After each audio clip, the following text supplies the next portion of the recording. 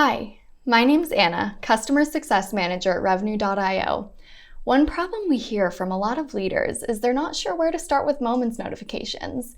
Today, we're going to talk through a use case on creating Moments notifications specifically for objection handling. You can see here that I've pulled up Moments in the RingDNA admin console. We've gone into create a notification. In this case, I've already got one pulled up that we're going to go ahead and walk you through. When you're naming your notifications, I always recommend that you start with the subject, in this case, objection, followed by what the notification's actually for.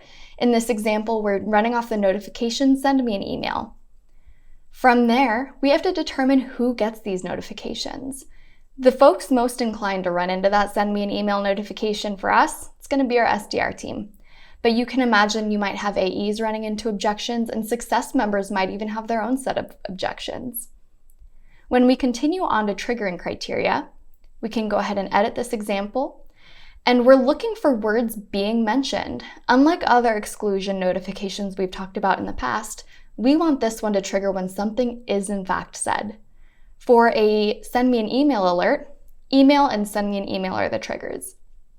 You might imagine that there will be alerts for things like budget or pricing, right?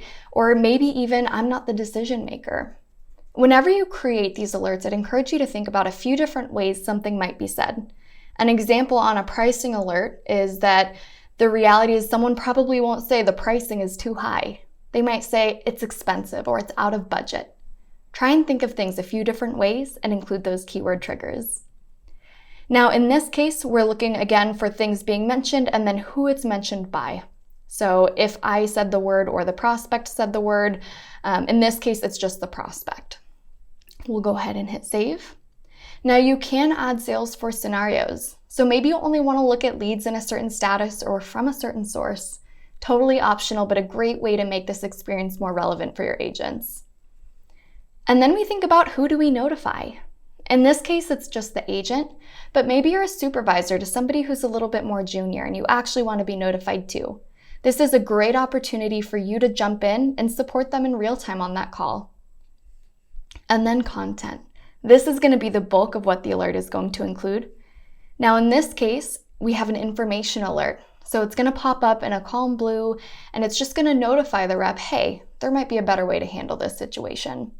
And then we have the content body. So in this case, the prospect is asking you to send an email and respond with sure. What exactly would you like me to send?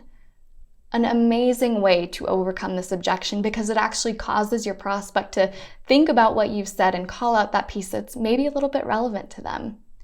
Now you'll notice we actually have included a link. Now if I were to click on this, it would take me to a Google Doc that breaks down a few other tips and tricks on navigating this objection. And we'll go ahead and hit save. Now if it's not already enabled, like it is in my case, this would be gray and toggled off. You'll just want to opt in when you're ready for this to go live to your agents and hit save. For more best practices on Moments and other features in the Revenue platform, visit our resource center at support.revenue.io.